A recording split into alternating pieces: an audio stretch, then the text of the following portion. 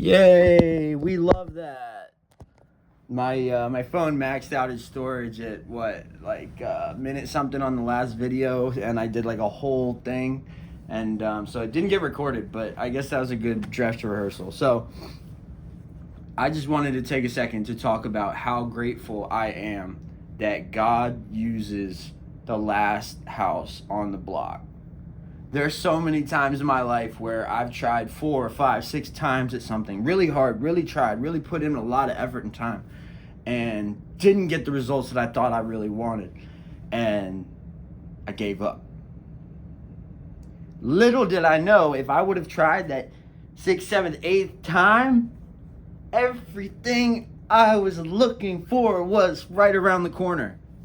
God was just waiting for me to put in the effort and the action, and to tell him with my action that, hey, I do want that.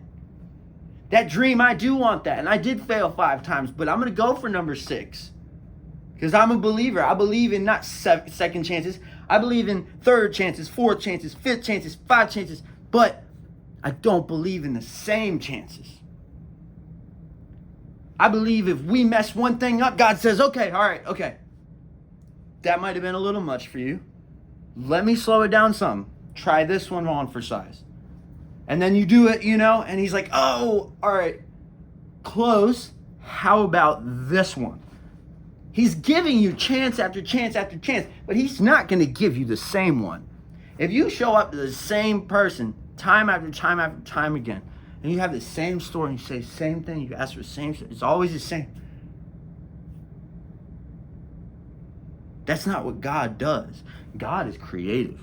God is walking around, and God is forgiving in his own way and in his own time.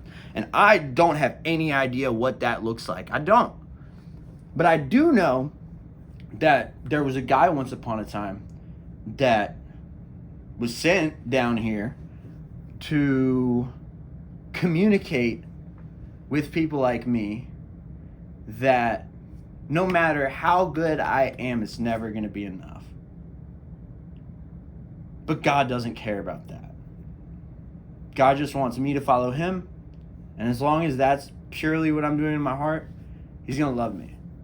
And my paradise might not look anything like you think it's gonna.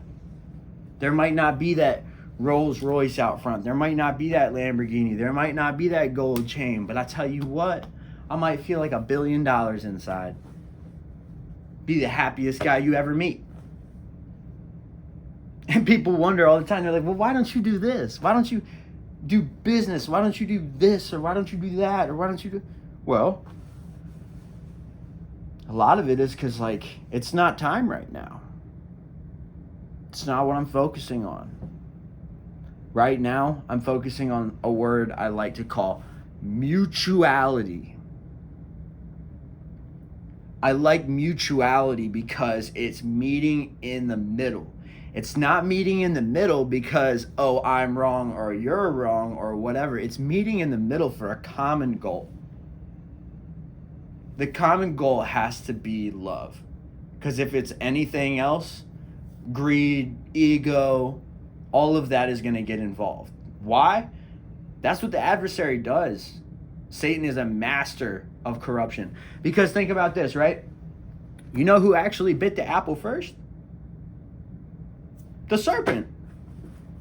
So the serpent takes the apple, has this knowledge of good and evil, sees these people, knows that they will get cast out, knows of good and evil, knows of sin. But I have a feeling when God created the serpent, he let the serpent go do whatever. He didn't say, don't eat that tree. I mean, what do I know? I could be completely wrong, and I have to study the Bible a lot more and meet a lot of scholars who have studied a lot more than me to hopefully correct this. But this is just me going out on a limb. If he had eaten the fruit and knew of good and evil, of course he's going to tempt Eve to her downfall because he is miserable. And maybe, what if that serpent was the first man, but the first man went and ate of the apple, you know what I mean? And God immediately was like, nope, serpent, boom. And now the serpent's going around. Now he makes a second human, and he's like, okay, now I'm going to give you a partner. I'm going to give you Eve. Hopefully, as long as I give you Eve, it's all going to work out. But the serpent was still in the picture. So the serpent comes along and says, hey, Eve, you're going to want to check this out because this is, like, it's the lick. Like, I know he says not to do it, but trust me, a little secret, I've tasted it myself. You're going to want some of this. She does it. Boom. First thing she does, boom. Go to Adam and be like, yo, try this. So, I don't know. That's kind of irrelevant. But the fallen, you know what I mean? There's so many of us who we think, or we're taught, I don't know where it comes from, but for some reason there's this thought that we can't do something until we do it perfectly. So people are like, oh yeah, I want to start recording, but I'm trying to get a microphone, I'm trying to get a computer, I'm trying to get a studio set up so that I can start recording. I'm like, can't you just record on your phone? They're like, yeah, but I want to make sure I have good quality, I got this, and I'm taking my time with it. Okay. You know? Not everyone learns the same, not everyone loves the same, you know, all that, but I guess what I'm trying to say is, don't quit 5 seconds before the miracle. Don't. Because you don't know when that next miracle is. That could be the miracle of all miracles for you. You could be like, bro, that was so good that now I believe in a level of goodness that makes every second of every waking day a joy to be a part of. I believe that. You know, God has that for me. That's how I feel now. You know, he's opened his gates of goodness to me, and he's bestowed upon me these gifts that I never dreamed that I would have, because I stopped dreaming those dreams a long time ago.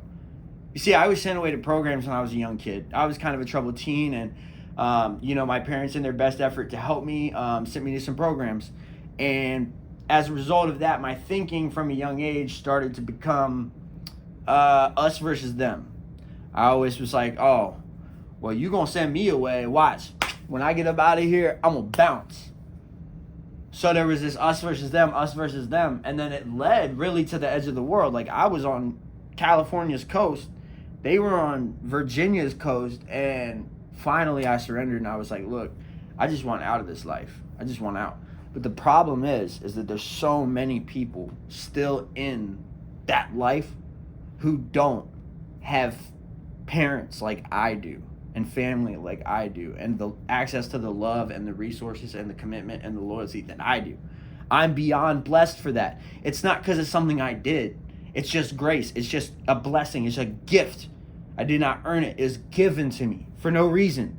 But because it's such a valuable gift, I owe the giver, my God, I owe God the best form of service I can possibly perform. Otherwise, I believe in myself, my soul, my heart, I'm doing him a disservice and disrespecting his gift. His grace is so beyond endless. Not just for me, but every single person that I look at my life that has either touched my life or, you know, been a part of it in some way. Even the people that, to this day, it makes me, they were all necessary so that I could learn and so that I could keep dreaming. And right now, I am living my best dream.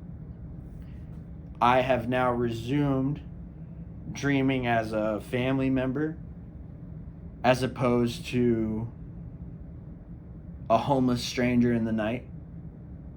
Okay? And that's a really crazy transformation to go through, because I didn't know it was going to happen like that. It literally happened just overnight.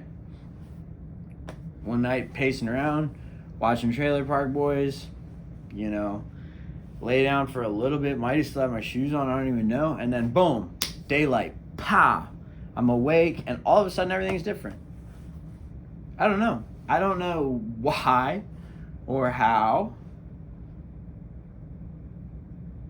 And it doesn't really matter. You know, the explanation behind it doesn't matter. All that matters is that I experienced it. And I just want to say to everybody out there, whether you have kids that you haven't seen in a long time, parents that have passed away, whatever it is, man, do what you got to do and do what you can to connect with your family, because there's a reason that each person is in your life and in the proximity in your life that they find themselves in. It's not a coincidence that your brothers are exactly the people that they are, that your mom is exactly who she is, that your dad was exactly who she is. And look, I'll be real. Here's how I look at life. We picked this. I don't blame me on you. I blame me on me. If I believe that my God, whatever, blah, blah, blah, I picked this with him. Predestination, right? Once upon a time, before I even existed, he said, hey, man, I was thinking about making this human. I thought that, you know, you got these parents that are out there and, you know, they're going to, do you want to go with this? And here's what your options would look like. You know, we can maybe do some of this, do some of that. You can grow up like this, you know. And I'm just so glad that no matter how it practically works, I'm glad that God takes the time and thought and effort that he does to make each and every one of us. Because we're all a masterpiece. Who has time for God in this busy, crazy world? I do.